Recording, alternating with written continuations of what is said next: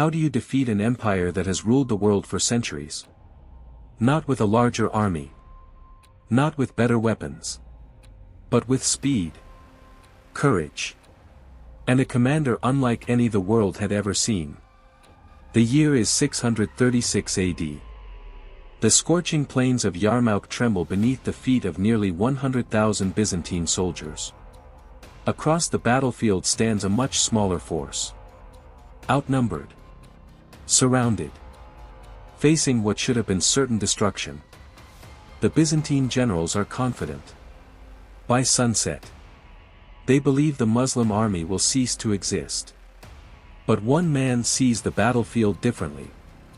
Mounted on horseback, calm amid the chaos, he rides from one flank to another, giving orders with absolute confidence. Every movement is deliberate. Every decision calculated. Within hours, one of history's greatest armies will collapse into panic. Not because it lacked courage, but because it faced a commander who had never learned how to lose. His name was Khalid ibn al-Walid. History remembers him as the Sword of Allah. A man who fought more than 100 battles. Against the Byzantine Empire. Against the mighty Persian Empire. Against tribes across Arabia. And despite impossible odds, he was never defeated. But perhaps the most extraordinary part of his story is that he began as the enemy. Part 1, From Enemy to the Sword of Allah. Long before he became one of history's greatest generals, Khalid ibn al-Walid was fighting on the opposite side. He was born into the powerful Quraysh tribe of Mecca, a family known for producing warriors, merchants, and leaders. From the moment he could ride, Khalid was trained for war. Horseback combat. Swordsmanship. Tactical maneuvering. To him, battle was not chaos. It was a language. And he spoke it better than almost anyone alive. When the message of Islam began spreading across Arabia, the Quraysh saw it as a threat to everything they had built. Khalid became one of their finest commanders. His defining moment came in 625 AD, at the Battle of Uhud. At first, the Muslim army appeared unstoppable. The Quraysh were retreating. Victory seemed certain. But one mistake changed everything. A group of Muslim archers abandoned their positions, believing the battle was already won. Khalid saw the opening instantly. Without hesitation, he led his cavalry around the mountain, striking from the rear. The Muslim lines collapsed into confusion. A battle that looked like victory became disaster within minutes. It was a masterpiece of battlefield awareness. Even his enemies recognized his brilliance. But history was about to take an unexpected turn. Just a few years later, Khalid did something no one imagined possible. He traveled to Medina. Not as a conqueror. Not as a prisoner. But as a man seeking a new path. He embraced Islam. Many expected resentment. Instead, the Prophet Muhammad welcomed him. According to Islamic tradition, Muhammad saw not only a former enemy, but a commander whose extraordinary talent could protect the growing Muslim community. He gave Khalid a title that would echo through history. Saifullah. The Sword of Allah. It was more than a name. It was a responsibility. And Khalid would spend the rest of his life proving he had earned it. Soon, Arabia would descend into chaos. And the newly united Muslim state would face its first great test without the Prophet. Part 2, The General Who Could Not Be Defeated. In 632 AD, everything changed. The Prophet Muhammad was dead. Across Arabia, the fragile alliance he had built began to unravel. Powerful tribes renounced their loyalty. Some refused to pay taxes. Others followed self-proclaimed prophets who challenged the authority of Medina. To many, it seemed inevitable. The young Islamic state would collapse before it had truly begun. The first caliph, Abu Bakr, refused to let that happen. He needed a commander who could move faster than rebellion itself. There was only one choice. Khalid ibn al-Walid. His mission was unlike anything Arabia had ever seen. He wasn't fighting one enemy. He was fighting dozens. Scattered across deserts, mountains, and distant oasis towns. Most generals would have divided their forces. Khalid did the opposite. He concentrated his strength. He struck hard. Then disappeared before the next rebellion even realized he was coming. His army marched at astonishing speed. Covering distances that seemed impossible. Appearing where no enemy expected them. Again and again, rebel armies prepared for battle. Only to discover Khalid was already at their gates. One of the fiercest confrontations came at the Battle of Yarmouk. The rebel leader, Musaylima, commanded a massive and determined force. The fighting was brutal. At one point, the Muslim army was pushed dangerously close to defeat. But Khalid refused to retreat. He reorganized his exhausted soldiers. Separated the experienced veterans from the newer recruits. Restored discipline. Then launched a devastating counterattack. The battle turned into one of the bloodiest clashes in Arabian history. When it was over, Musaylima was dead. The rebellion had been broken. One by one, the remaining tribes surrendered. Within a single year, Arabia was united again. Not through diplomacy. Not through fear alone. But through relentless speed, discipline, and battlefield brilliance. Khalid had become something far greater than a general. He had become a symbol. To his allies, he represented victory. To his enemies, he represented inevitability. Stories of his campaigns spread far beyond Arabia. Commanders began speaking his name with caution. Some with admiration. Others with fear. But Khalid had no intention of stopping at Arabia's borders. Beyond the desert lay two of the greatest superpowers on earth. The mighty Sassanian Persian Empire. And the Byzantine Empire. For centuries, these empires had dominated the known world. Neither believed a newly united Arab army posed any real threat.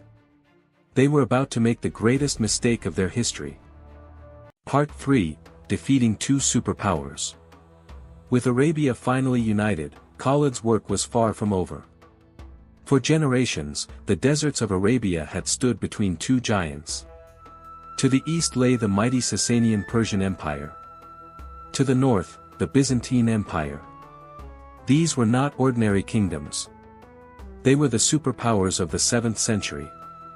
They commanded vast armies, immense wealth, and centuries of military tradition. No one believed the newly unified Muslims could challenge either of them. Khalid intended to challenge both. In 633 AD, he marched into Persian territory. The Persians underestimated him from the very beginning. They expected another tribal raid. Instead, they faced a commander who thought several moves ahead. At the Battle of Chains, Khalid struck with overwhelming speed before the Persian army could fully organize. The victory shocked the empire. But it was only the beginning. Soon came the Battle of Walaja. Facing a larger Persian force, Khalid devised one of the most brilliant maneuvers in military history. Hidden cavalry units waited silently behind nearby hills. As the main armies clashed, the Persians believed they were slowly gaining the advantage. Then, at exactly the right moment, Khalid gave the signal. His concealed cavalry swept around both flanks, attacking from behind. Within minutes, the Persian army found itself trapped on every side. It was a perfect double envelopment, a tactic so effective that historians would later compare it to Hannibal's legendary victory at Cannae. Persian resistance crumbled. City after city fell. The road into Mesopotamia lay open. Then, without warning, everything changed. A messenger arrived with urgent orders from Caliph Abu Bakr. Khalid was to leave Persia immediately. A far greater threat had emerged in the west. The Byzantine Empire was assembling its armies in Syria. Most commanders would have followed the established roads. Khalid chose a route no sane general would even consider. He led his army across a vast, waterless desert. A journey so dangerous that the Byzantines believed it was impossible. The heat was relentless. Water was scarce. One mistake meant death for the entire army. Yet Khalid pressed forward. His soldiers marched through some of the harshest terrain in the Middle East, guided by careful planning, discipline, and absolute trust in their commander. Weeks later, the impossible happened. Instead of approaching along the expected roads, Khalid's exhausted but determined army emerged from the desert behind Byzantine positions. The enemy was completely caught off guard. A route they believed protected by nature itself had become the path of their greatest surprise. Now, for the first time, Khalid would face the strongest army in the Christian world. The battle that followed would decide the future of the Middle East and secure his place among history's greatest military commanders. Part 4, The Battle of Yarmouk. By the summer of 636 AD, the fate of the Middle East hung in the balance. The Byzantine Emperor Heraclius knew exactly who he was facing. Khalid ibn al-Walid had already shattered imperial armies across Syria. If he was not stopped now, the empire risked losing its richest provinces forever. So Heraclius gathered one of the largest armies the Eastern Roman Empire had assembled in generations. Veteran infantry, elite cavalry, heavy armored soldiers, warriors from across the empire. Together, they vastly outnumbered Khalid's forces. On paper, the outcome seemed inevitable. The Muslims should have been crushed. The two armies met on the rugged plains near the Yarmouk River, where steep ravines bordered the battlefield. It was a landscape that offered no escape. Khalid understood something his opponents did not. Battles are not won by numbers alone. They are won by movement. From the opening moments, he refused to let the Byzantines dictate the fight. Instead, he constantly shifted his cavalry from one threatened position to another. This elite force became known as the Mobile Guard. Whenever a section of the Muslim line began to falter, the Mobile Guard appeared. They struck with devastating speed, stabilized the front, then disappeared before the enemy could react. The Byzantines believed they were facing several different cavalry forces. In reality, it was the same highly disciplined unit moving across the battlefield with extraordinary precision. For 6 exhausting days, the battle raged beneath the scorching Syrian sun. Dust filled the air. Arrows darkened the sky. The thunder of charging horses echoed across the valley. Neither side was willing to yield. Then came Khalid's final move. Recognizing that the Byzantine cavalry had become separated from its infantry, he launched a massive coordinated cavalry assault. His horsemen smashed into the exposed enemy flanks with overwhelming force. The Byzantine cavalry broke. Without its protection, the infantry stood alone. Panic spread through the imperial ranks. Order collapsed. Thousands of soldiers fled toward the deep ravines surrounding the battlefield. Many never escaped. By sunset, one of the greatest armies in the world had ceased to exist as an effective fighting force. The victory at Yarmouk changed history. Syria was lost to the Byzantine Empire. Soon afterward came the loss of Palestine. Then Egypt. The balance of power in the Middle East had shifted forever. Khalid ibn al-Walid had achieved the greatest victory of his life. Yet, in one of history's greatest ironies, his reward was not celebration. It was dismissal. Part 5, The Man Who Changed History. Victory at Yarmouk should have made Khalid ibn al-Walid the most celebrated commander in the Islamic world. Instead, it marked the end of his command. Not because he had failed. Not because he had lost. But because he had become too successful. The new caliph, Umar ibn al-Khattab, feared that people were beginning to believe victories came from Khalid himself rather than from God. A nation built on faith could not allow its people to place their trust in one man, no matter how extraordinary he was. So, at the height of his military career, Khalid was relieved of command. The decision stunned the army. Many expected outrage. Some feared rebellion. After all, few generals in history would willingly surrender command after conquering empires. But Khalid's response revealed more about his character than any battlefield ever could. He accepted the order without protest. No anger. No ambition. No attempt to seize power. He simply handed over command and continued serving as an ordinary soldier.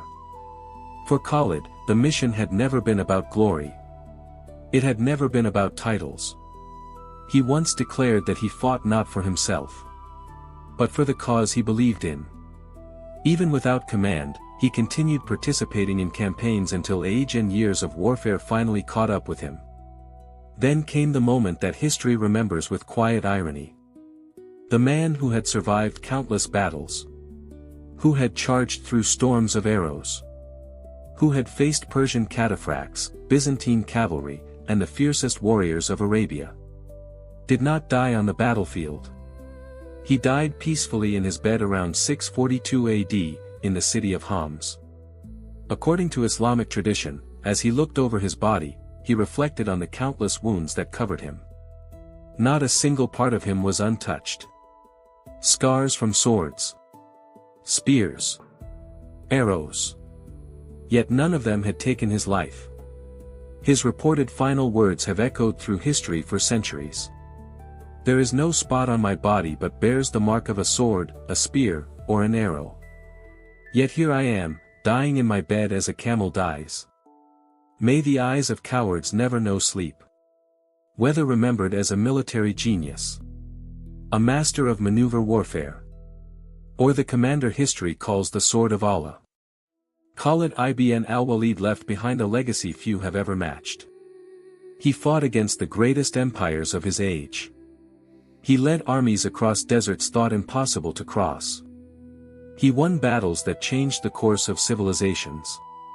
And through every campaign, he remained undefeated. Some commanders win victories.